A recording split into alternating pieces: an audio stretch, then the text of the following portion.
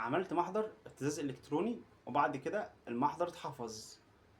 جملة بسمعها كتير جدا، ناس كتير بتكلمني في نفس الموضوع، ان المحاضر اللي هم بيعملوها بتتحفظ. اولا اجراء محضر او اجراء حفظ المحضر ده اجراء طبيعي جدا جدا، ممكن تلاقيه مش في محاضر الابتزاز الالكتروني بس، في اي محضر من المحاضر ايا كان نوع المحضر ده، حتى لو كانت جنحة.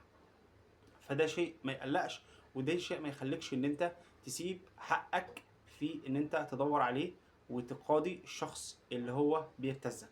فبالتالي اي حد المحضر بتاعه يتحفظ، حضرتك بتروح تقدم طلب تظلم من قرار الحفظ، وبعد كده المحضر بتاعك بيطلع تاني من الحفظ، وبعد كده بتكمل اجراءاتك القانونيه عادي جدا.